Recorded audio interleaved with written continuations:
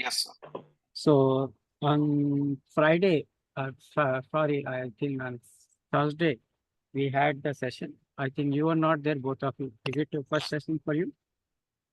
Yes, sir. It's first Yes, session. today's So shall I start from the beginning then?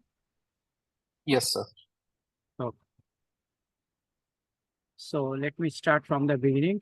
So this course is for 32 to 34 days, in which we are going to discuss about the Linux administration, which is the combination of in this 1 month or more than 1 month, 30 to 34 days. We have the good mixture of the syllabus of the RSCSA, some syllabus of RSC is also, along with what are the topics required in the real-time environment. So some of the servers which will be essential, which need to be configured in the industry. So that also included. So this course is it is a combination of RSCSA syllabus with some part of the RSCSA, and also what are the servers or topics required, which is essential for the real-time environment. So those are being included in this. So once you are done with this course, you can easily able to appear for the RSCSA syllabus. Plus, if you have the gap of 2 to 3 years, you can easily cover the gap up to 2 to 3 years. So this much content and that much depth we are going to discuss in this course. Okay.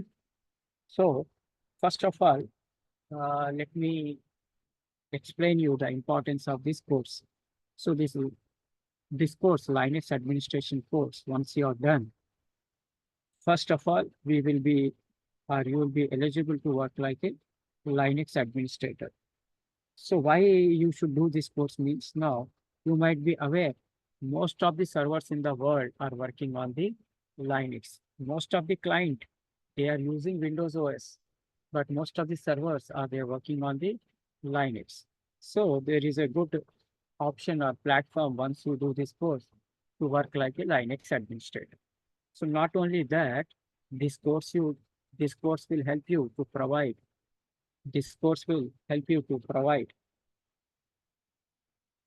the foundation for going to the next level. That is, so first this is the basic entry level. So once you are good with this, you can move to the next level. That is, you can go for the cloud administration. So in the cloud administration, the leader is AWS. So for AWS, compulsory you should know the Linux. For SAP also Linux. And if you want to work on the DevOps, for that also Linux is required. So not only it will help you in the present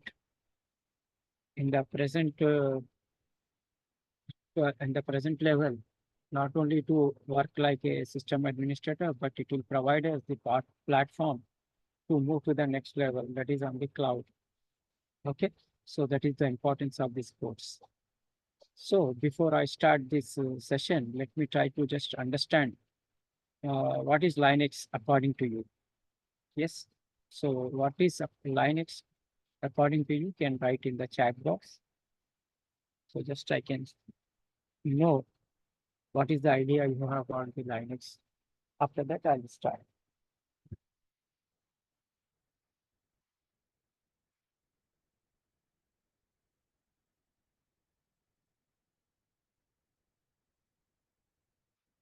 Yes, I'm waiting for your reply. What is Linux according to you?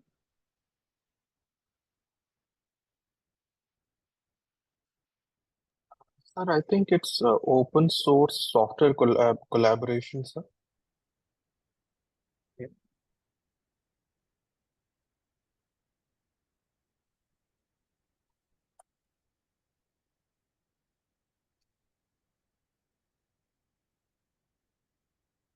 Yes.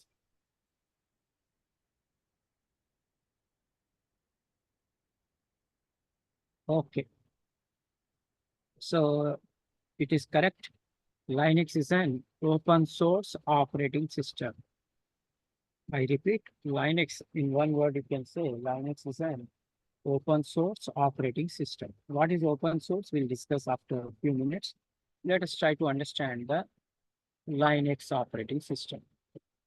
Okay. So let us try to understand the Linux operating system. Importance of this. Now let's suppose I have installed or I have purchased one new machine, new laptop. So every computer is a collection of software and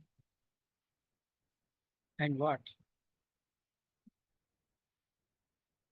Yes. Just a minute. So every computer is a collection of hardware and software.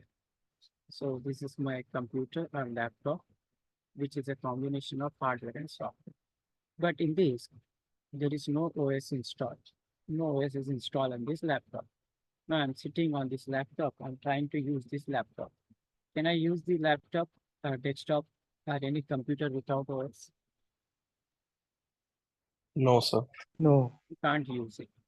So there has to be some reason for that, yes? What might be the reason why we can't use the machine without OS? Yes? So because it's a bridge between the hardware and the software. Yes. So in simple word, I can explain you like this. Suppose I know example, Telugu language, since I stay in Telangana, and let's assume that you know Hindi language. For a minute, just let us assume you know only Hindi language. I know only Telugu language. So can we communicate with each other? Can we communicate No, with each sir. other? No. No, So in that scenario, what we can do? Now we need to communicate with each other. So what is the now if you are we'll facing find a common language. Yeah, uh, translator. Yeah. if you are facing this issue in your real time, now you are facing this issue, what you'll do? How you'll tackle it? Yes, So we'll try to find a common language which common we know. language means now I don't know other than Telugu. Let's assume you don't know other than Hindi. Then Then someone can translate for us. yes, you have to look for Interpreter. some third person who understand your language and my language. Okay. So if you are Yeah. facing same issue, suppose you want to communicate with some person, he knows other language. You know other language, so you don't know each other language. So what is the best option? You can search for some third person who understand your language and my language. So that person is called mediator or translator. Yes. So now exactly same way the computer hardware. Computer hardware understand which language? Computer understand binary language, which is also called machine language. Yes. The computer understand binary or machine language, which is in the form of zeros and ones. Whereas the software understand the high level language. So the software don't understand hardware language, so hardware don't understand software language. So we need to operate this computer, we need one interface who can understand the hard binary language and high level language. Who is that? Who can understand this hardware, the high level language and low level language or binary language? Yes, who is that? OS, Yes, it is operating OS. system. Yes, operating system. So operating system, any operating system is a collection of programs. Any operating system is a collection of programs. So this collection of programs acts like a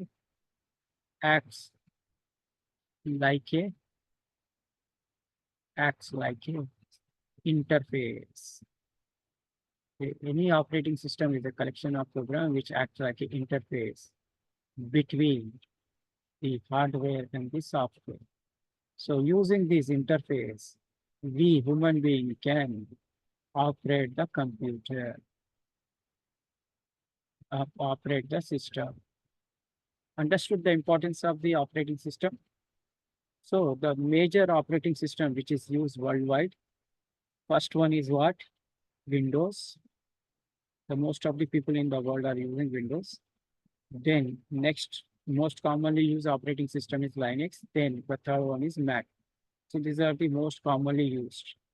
Out of that, our specialty, we are going to discuss Linux because most of the servers, if you want to work like administrator, you have to work on server. Most of the servers are on Linux. That's why this course is important, Linux administration. Now, our focus will be on Linux. So suppose this is the computer. In this computer, you have Linux operating system installed. So any operating system is a collection of programs. So same way, Linux operating system also will have a collection of programs. So this collection of program of the Linux operating system is logically divided into two levels. Level one is the shell.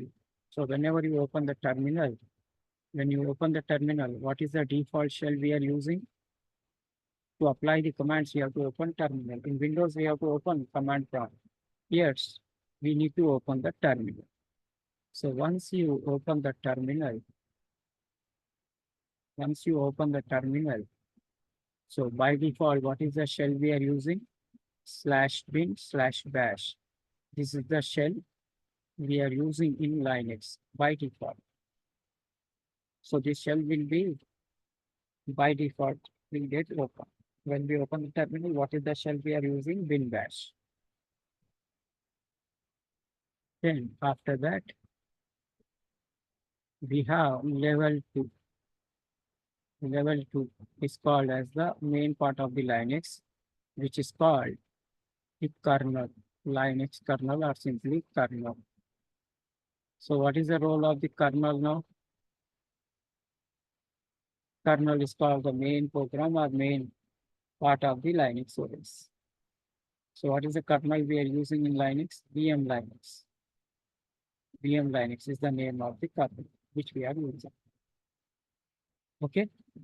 Now let us try to understand what is the role of the shell and what is the role of the kernel.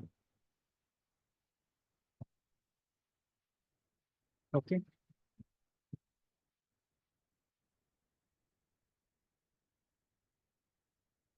Now let us discuss about the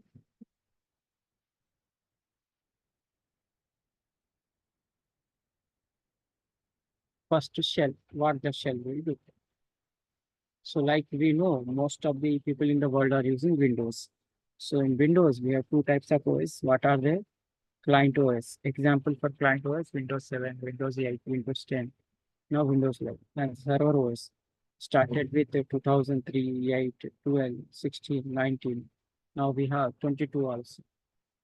Latest one is what 22. So Linux is an open source operating system. So our focus is on Linux because Linux most commonly used nowadays on the servers. So what is open source? We'll see within few minutes. So just now we understood the why we require the OS. So Linux is one of the OS. So why we are discussing Linux only? Because Linux is a main feature of Linux. It is an open source operating system. Open source means the source code of the Linux. The source code of the Linux operating system. The source code of the Linux operating system. Why it is called open source? So Linux operating system. Linux is also an operating system, but which type of operating system? Open source. What is open source? We'll see within few minutes. So this Linux OS is designed or developed by whom? Linus Torvald. Like Windows OS is designed by Bill Gates under the company Microsoft using the DOS. So Windows OS is designed by Bill Gates using the DOS. DOS, I repeat, Windows OS is designed by Bill Gates using the DOS.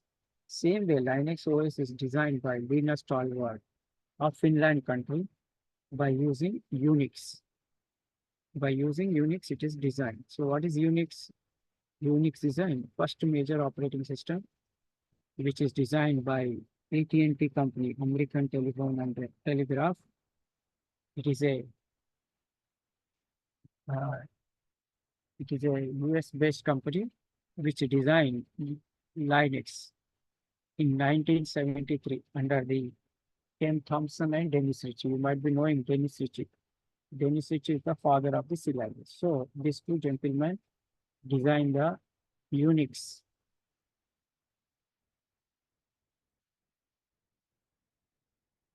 So Unix main advantage is it's very good security. Disadvantage, Unix is called as hardware dependent OS. So I repeat, Windows OS is a hardware dependent OS.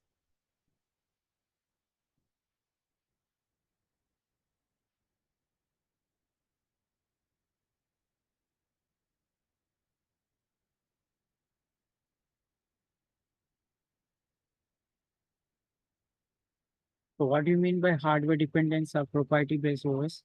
So this OS is designed by AT&T. So their OS name was Sys3, Sys5, which can be installed only on AT&T machine. By that, they earn lot of money. By seeing this, the other bigger companies like Sun Company designed Solaris. So these OS become very popular. Then IBM company designed AIX, Unix OS, which can be installed only on IBM machine. Solaris can be installed only on Sun machine. Same way, HP company designed HP UX, which can be designed on HP. So this is the main disadvantage in Unix.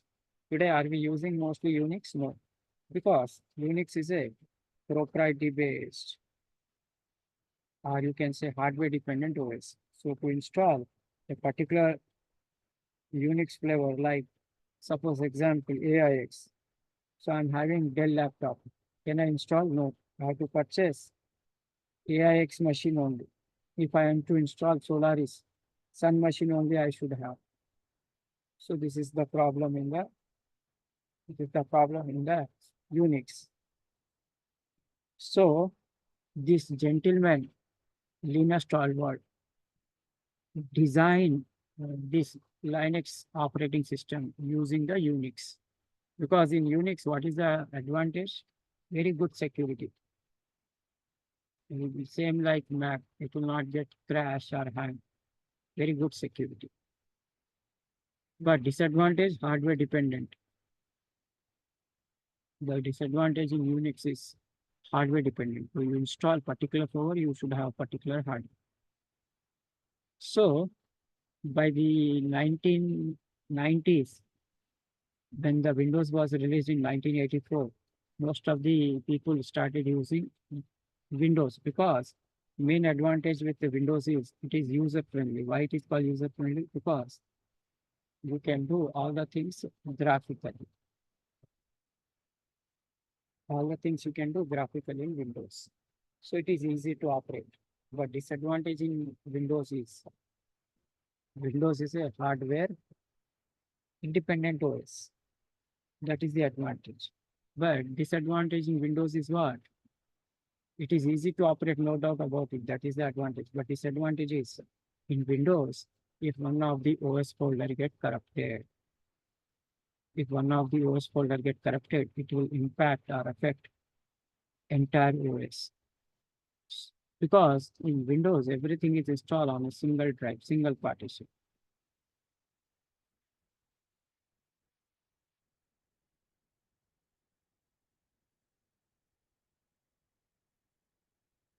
Okay. So Linus Torvald of Finland country using the Unix, he designed Linux. So his intention behind designing the Linux is he wanted the people to have freedom from license keys. License key, I repeat.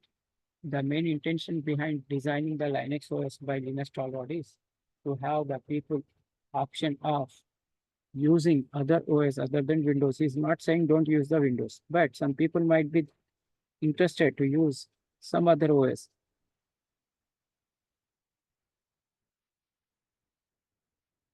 Okay.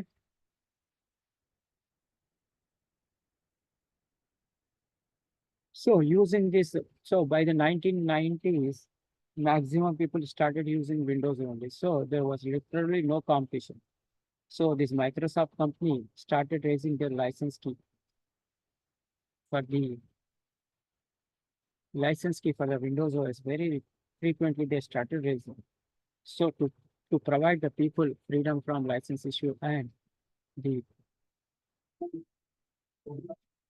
and freedom from the license issue, as well as he wanted to revive the Unix using this twine objective or double objective, a dual objective. The Linus Torvald designed new OS, which is called Linux. So what is the main feature of Linux OS? So whatever coding or program written by Linus Torvald to design Linux OS, he put it that complete coding and program over the internet, which anybody can access and modify. That's why Linux is called open source operating system. So I repeat, Linux is called open source operating system because in Linux, whatever coding or to design the Linux OS, whatever coding and program written by Linus Torvald, to put that coding and program over the internet, which anybody can access and modify. So I repeat, Linux is called open source because the Linux OS, which is designed by Linus Torvald, whatever coding and program he has written to design the Linux OS, we put it over the internet, which anybody can access and modify. That's why Linux is called open source. Open source means the source code of the Linux OS is freely available, which anybody can access and modify. So different companies, what they are doing, taking the source code of Linus Torvald and adding some features. Then they are having their own OS, which is not possible in Windows. In Windows, you have version, but here different companies have different Linux OS, like Red Hat. Now Red Hat company is under IBM, CentOS, Ubuntu, Kali Linux, SUSE, Debian, Turbo Linux, Boss. These are some of the names.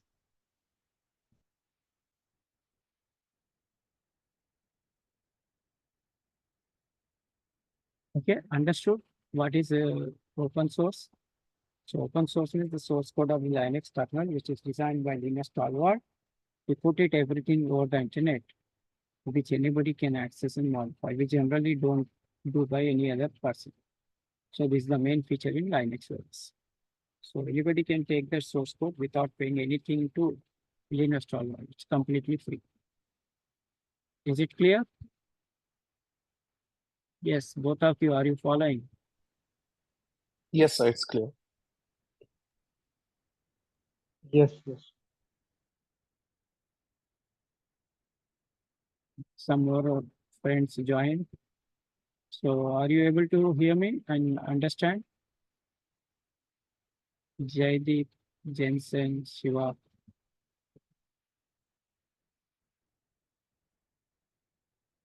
Yes, please, can you tell me? Have you understood what we have discussed? No? Okay.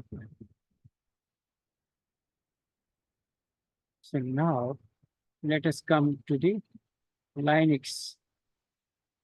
So Linux OS, as I told you, is logically, not physically, logical divided into two levels. First level is what?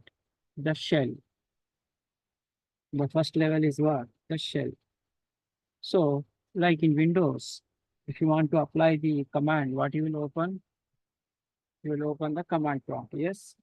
So same way in Linux, to apply the command, you have to open the terminal. So whenever you are opening the terminal, default you are using the shell. So what is the shell we are using in Linux? By default, /bin/bash. That is the default shell which we are using in all the flavors of Linux. So this course we are going to discuss Red Hat using CentOS because Red Hat and CentOS are exactly same. So here Red Hat is releasing their OS under what category name? RHEL. So we are going to discuss RHEL 7 to CentOS 7. What is CentOS here? C stands for community, ENT means enterprise, OS means operating system. So some people who are working like a Linux expert in different companies, they want what? The Linux to spread. With this intention, they form an association with the name CentOS. And they held a talk with they went to the Red Hat company and they convinced them their intention is only to spread the Linux, never to earn any money. It's not, they no intention to do any business. So Red Hat people got convinced with their suggestion and their reply. So what the Red Hat is doing whenever they are releasing any new OS, they are giving that source code to the CentOS. So both will be exactly same. Only difference is in CentOS there is no support, but it is completely free. In Red Hat, now they are charging to provide support, technical assistance. Now Red Hat is taken over by IBM few years back. Now Red Hat is releasing the OS, but under the IBM. Now coming to the Linux. Why Linux is more secure compared to any other OS? Because of its structure. So first thing is what? When you install any Linux OS, the Linux OS logically divided into two parts. First is shell, the other one is kernel. So first we'll see shell. So the shell is not present in Windows. Shell is not present in Windows, but it is present in the Linux. So what is the role of the shell now? What the shell will do? So first thing, it is a command checker, means whenever you open the terminal and write some command. So first thing, where you are writing the command, you are writing on the terminal. Or you are writing on the terminal. So the terminal is nothing but bin bash shell. So what the shell will do once the command is written, first thing it will do, it is like a security guard. First thing it will do, it will check that command is correct or not. If it is not correct, if it is not there in the predefined commands, then you will get a message, command not found immediately. Then, if you have given another command, now that command is correct. Now what it will do? First, it will check the command is correct or not, proper or not. If it is correct, now will it execute? No. Second thing it will do after the command is correct, it is found. It will identify or it will check this command is given by which user. By saying what?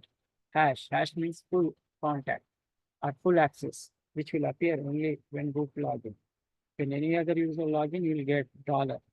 $. Means limited access. Now the shell identify whether the command given by the user have the privilege or not. It is a normal user or super user, that is root user. Okay. So now once let us assume the command is correct and the command given by the user also have the privilege. Now next what the command is correct and the command given by the user also have the privilege. So if command is correct and shell identify that the command have the privilege, then what it will do? It will convert that command which is in high level language into binary. So what is the first thing the shell will do? It will check command is correct or not. If it is correct, then it will identify the user who has given this command have the yes. It will identify what? That command given by the user have the privilege or not. It's given by root or normal user. It will check. If it is a user, what is the command allowed? It will check. So if it is in that predefined commands, it will work. If it is not there, you will get a message. What? Access denied, a permission denied. So now if the command is correct, let us assume command is correct and the user have the privilege. And what the shell will do? It will convert the command from high level language to binary. And it send it to the kernel. Now the kernel will takes over the, now kernel will takes over. Now kernel is called the core or the brain of the Linux OS. So what the kernel will do? It will communicate. Yes, it is in the form of what? Program. So it will communicate with the hardware.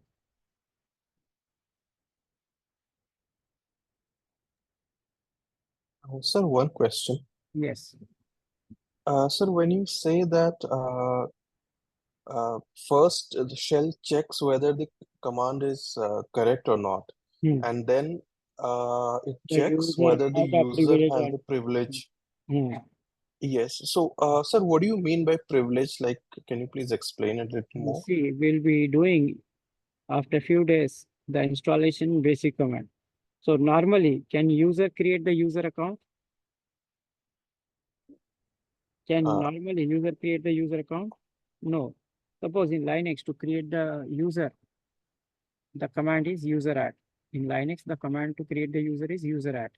So okay. user add space that name. So can the user create the user account? Can the user create the user account? Yes, sir. No, user can't create the user account. Only who can create?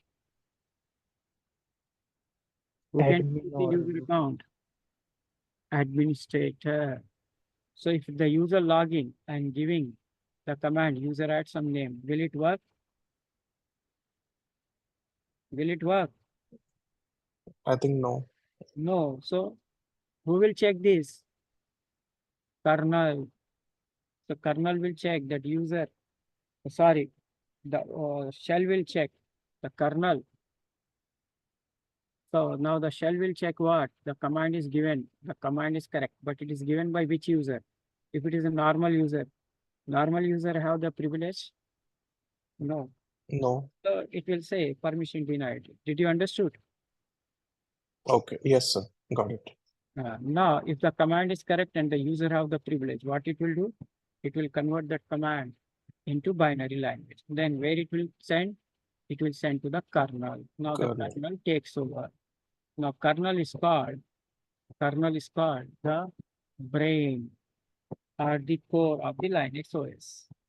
So what the brain does for our in body? It will not do any work, but which particular part of the body should do what work in which scenario? It is controlled, decided, and managed by whom? Who will manage it? In our body, different parts are there. Different parts of the body will do different work. So for particular task, which part of the body should do what work? Who will decide this in our body? Brain. Brain. So same way, Linux kernel is called the core or the brain of the Linux OS. So whenever the task given by the shell after finding that command is correct and that user have the privilege, what it will do? What it will do? It will It will change it convert into binary. to Is given the binary language. high level, so it will convert into binary. Now it send it to the kernel. Now the kernel take over. Now it will decide this particular command or task should be done by which particular hardware. Okay. Okay. Now it will send to that. That the output is in now. The input we have given high level, but shell is converted into binary. Now it comes to the kernel. Kernel is sent to the hardware. Hardware understand which language binary. Okay. Now the kernel gives it to the hardware. Kernel gives the control over to the hardware, which particular hardware should do that work. Once the work is done, the output is in binary format. Now what the kernel will do? What the kernel will do? The output is in binary format. So it will send it to the, again, to the shell. When the output is in binary, it will send it to the send it, the kernel will send it the output which is in binary format to, it will send to whom? Again to the shell. What the shell will do now? It will convert the output which is in binary format to the high level and displays the output on the monitor or the screen. So the shell is a security level, which is not present in Windows. So in Windows, any command known unknown can be executed, but in Linux, you don't have the execute permission, it cannot run. So the Windows consists of only kernel, but no shell, but Linux contains both kernel and shell. So in Windows, files are identified with extension, like if the file name is ending with .exe. Now, if your file is ending with the .dat, and if the file is ending with .mp3, it means that is a media file. If it is the file is ending with a .batch, that is a batch file. So in Linux, in Windows, files are identified with extension, like .exe executable file, .dat database file, mp3 media, batch file. Now in Linux, files and directory will not have the extension. So in Linux, how the files and directories are identified? So here in Linux, files and directories are identified by symbol and alphabet. It is a combination of both. So we can understand in Linux with that, whether it is a file or directory. Identification in Linux is done with the help of symbol and alphabet. So it is identified by symbols and alphabet. Symbol for text file will be first character hyphen. Hyphen means normal file. Dot, if the file name starts with dot, that is a hidden file. If the first character starts with the D, that is a directory. If first character starts with B, block file. If first letter L, all these are first letter L means link file. If S means socket file. P means pipe file. So these are the extensions.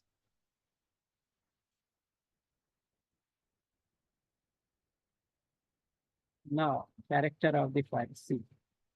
Now in Linux, file will be created without execute permission. So if any user or if any outside person send one particular file which contain virus, so as a user, if you know or if you don't know, if you try to run that, it will not work. So whatever predefined command is there, if it is found that, then it will work. So in Linux, files are created without execute permission.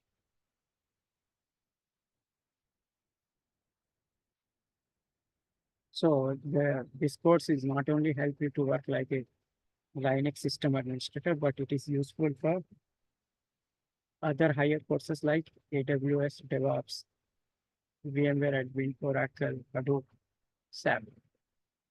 Okay. So up to this we have done today. Tomorrow we'll continue with what are the topics which we are going to cover in this course. I'll explain you the topic. What are the things which we are going to discuss tomorrow. Then file system, the structure of Linux. Okay. So first we'll see. First, tomorrow we'll see what the topics which we are going to cover in this course. Okay, fine. So now, before I close the session, if you have any questions, any doubt, you can ask.